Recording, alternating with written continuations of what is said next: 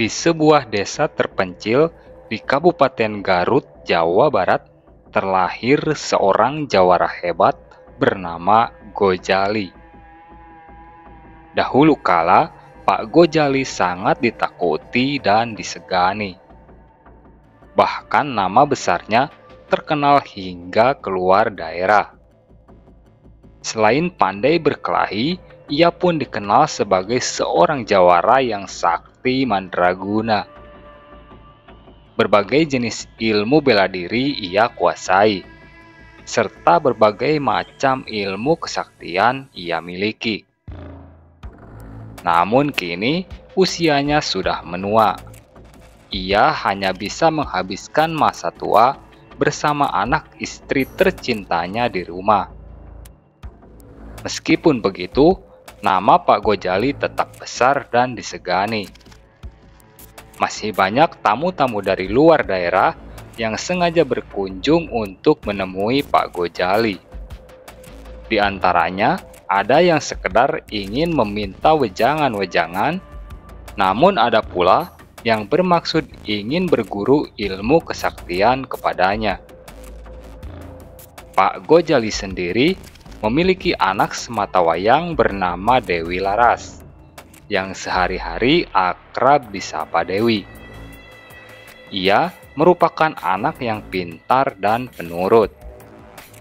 Sejak kecil, Dewi sudah diajarkan Pak Gojali berbagai jenis ilmu bela diri. Sehingga ketika Dewi dewasa, ia sudah betul-betul menguasai seluruhnya. Bahkan ketika usia Dewi sudah matang, Pak Gojali pun menurunkan seluruh ilmu kesaktian yang dimilikinya kepada Dewi. Dewi pun tumbuh sebagai dewi yang pintar, cantik, dan jago berkelahi.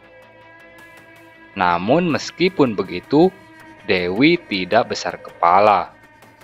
Ia selalu menunjukkan sikap baik hati dan sederhana. Bahkan, ia selalu merendah ketika berhadapan dengan orang lain. Setiap hari, Dewi beraktivitas membantu kedua orang tuanya di rumah, baik mengerjakan pekerjaan rumah atau mengerjakan apapun yang diperintahkan oleh kedua orang tuanya. Suatu hari, Dewi mendapat kabar dari anak pamannya di Jakarta bahwa paman Dewi mengalami kecelakaan dan dirawat di rumah sakit. Tanpa menunda-nunda, Dewi pun langsung memberitahu sang ayah. Mendengar kabar tersebut, ayah Dewi langsung menugaskan Dewi untuk segera berangkat ke Jakarta menjenguk sang paman. "Wi, pergilah ke Jakarta, jenguk pamanmu. Kondisi ibu dan bapakmu tidak memungkinkan untuk berangkat ke sana. Jadi kamulah yang berangkat," ucap Pak Gojali ayah Dewi. Mendengar ucapan sang ayah, Dewi langsung mengiyakan perintahnya. Singkat cerita, Dewi pun berangkat ke Jakarta. Ia pergi ke Jakarta dengan menggunakan angkutan umum bus tujuan Garut Cililitan. Kebetulan, rumah paman Dewi jaraknya hanya sekitar 3 km dari terminal bus Cililitan. Jadi, Dewi hanya tinggal menyambung dengan satu kali naik angkot saja. Jam 2 siang, Dewi pun tiba di terminal Cililitan. Ia turun dari bus, kemudian berjalan melewati kios-kios area terminal untuk mencari angkutan kota yang menuju arah rumah pamannya. Namun ketika Dewi sedang berdiri menunggu angkutan kota lewat, tiba-tiba ia dihampiri 2 orang preman mabuk yang kemudian memaksa Dewi untuk menyerahkan tas yang dibawanya. "Serahin tas kamu, Neng. Kalau enggak, saya tusuk kamu." Salah satu preman itu sembari menodongkan sebilah pisau kecil. "Apa-apaan ini maksudnya? Jangan macam-macam kalian ya," jawab Dewi sambil menyingkirkan pisau yang ditodongkan kepadanya. Mendengar jawaban Dewi, Kedua pemuda itu kesal. Kemudian mereka langsung menyerang Dewi. Namun bukannya Dewi yang terluka, melainkan kedua preman itu jatuh tersungkur akibat terkena pukulan Dewi.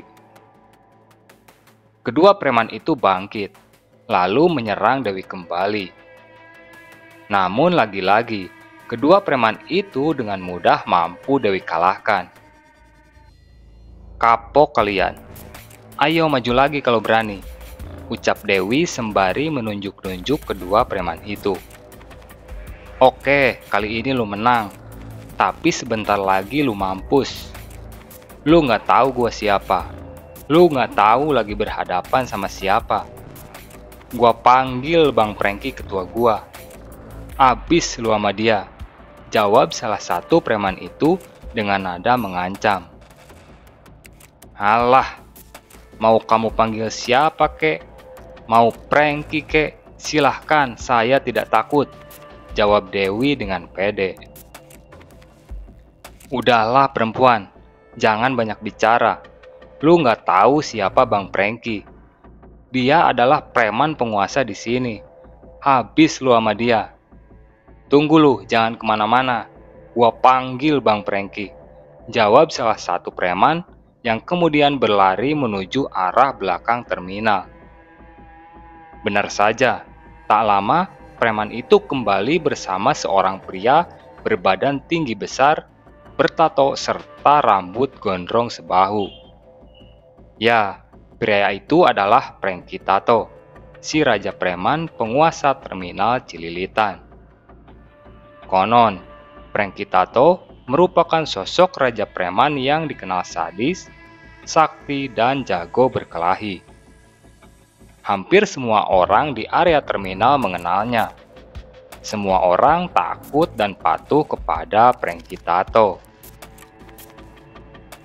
"Oh, jadi perempuan ini yang habis ngajar lu? Masa lu berdua kalah sama perempuan segede gini?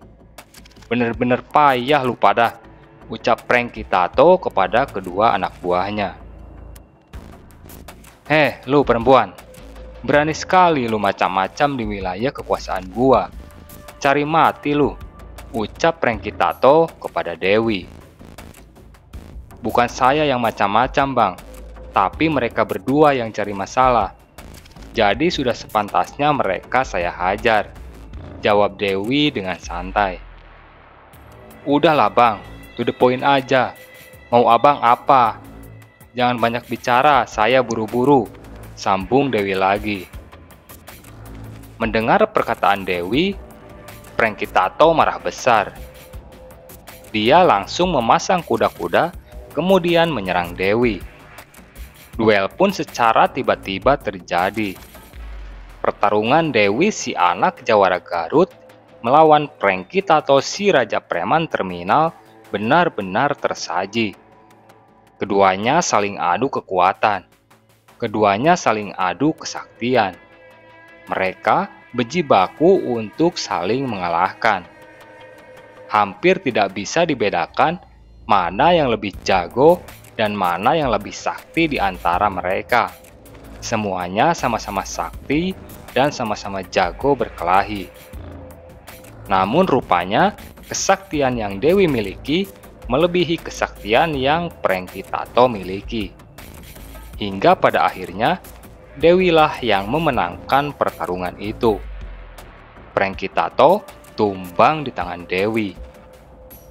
Prengki Tato jatuh terkapar tak berdaya. Tubuhnya lemas tergeletak di depan kios area terminal. Prengki Tato tak sadarkan diri. Sementara dengan acuh, Dewi beranjak pergi untuk melanjutkan perjalanan menuju rumah sang paman. Demikian rangkaian kisah tentang Dewi anak jawara Garut yang berhasil mengalahkan Raja Preman Terminal Cililitan. Terima kasih sudah menonton video ini sampai selesai. Dan sampai jumpa lagi di video-video selanjutnya.